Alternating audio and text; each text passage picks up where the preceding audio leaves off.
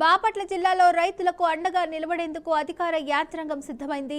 జిల్లా collector doctor Vasudeva Vinod Kumar తెలిపిన వివరాల ప్రకారం జిల్లా వ్యాప్తంగా 117 ధాన్యం కొనుగోళ్లు కేంద్రాలను ఏర్పాటు చేశారు.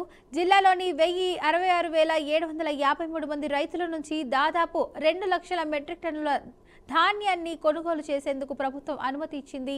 ఈ ఏడాది ఏ గ్రేడ్ రకానికి మద్దతు ధర క్వింటాలకు 2,389, కామన్ రకానికి 2,369 చొప్పున రైతుల బ్యాంకు ఖాతాల్లో నేరుగా జమ చేస్తారు. కేవలం 17% కంటే తక్కువ తేమ ఉన్న ధాన్యాన్ని మాత్రమే కొనుగోలు చేస్తామని కలెక్టర్ స్పష్టం చేశారు.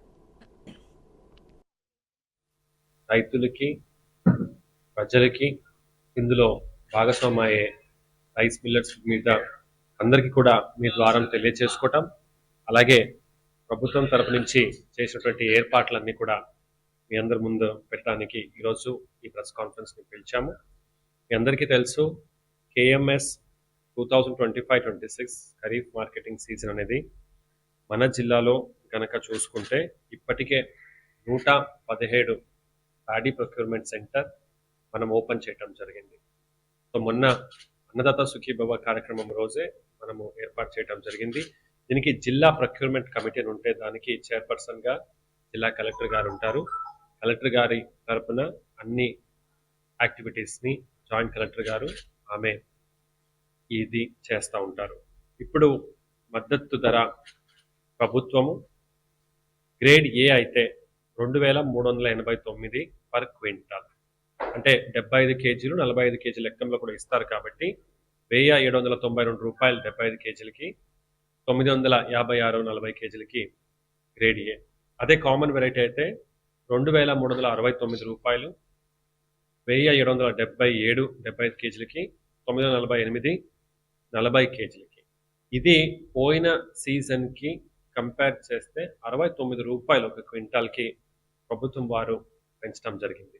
ఇప్పటికే జిల్లాకి 2 లక్షల మెట్రిక్ టన్స్ టార్గెట్, అంటే 2 లక్షల మెట్రిక్ టన్ దాకా కొనుగోలు చేయడానికి ప్రభుత్వం వారు అనుమతి మాకు ఇవ్వడం జరిగింది. బీజీస్ వచ్చిన తర్వాత మనం ఒక్కొక్క RSKకి రైస్ మిల్స్ కూడా ట్యాగ్ చేస్తాం. ఫార్మర్స్ ఎక్కడ రైస్ మిల్ కి ఇష్టం ఉంటే నియరెస్ట్ రైస్ మిల్స్ చూస్తాము. ఎక్కడికి అవసరం ఉంటే మనం అప్పుడు కూడా ట్యాగ్ చేయడానికి చూస్తాం. తర్వాత మిల్స్ లో కూడా కస్టోడియన్ ఆఫీసర్స్ ని పెట్టడం జరిగింది. ఒక ప్రొసీడింగ్స్ నేను మొన్న ఇచ్చేసాను. ఒక్కొక్క మిల్ కి VROs కానీ CSDTs కానీ కూడా కస్టోడియన్ ఆఫీసర్స్ లాగే పెట్టాను.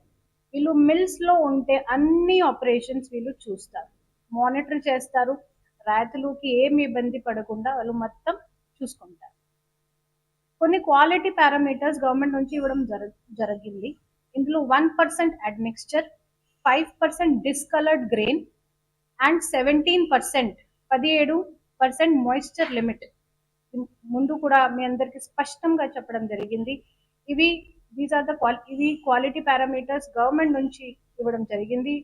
అందుకే ఇవి అన్ని మీరు దయచేసి మైండ్ లో పెట్టుకొని ముందుగా వెళ్ళండి.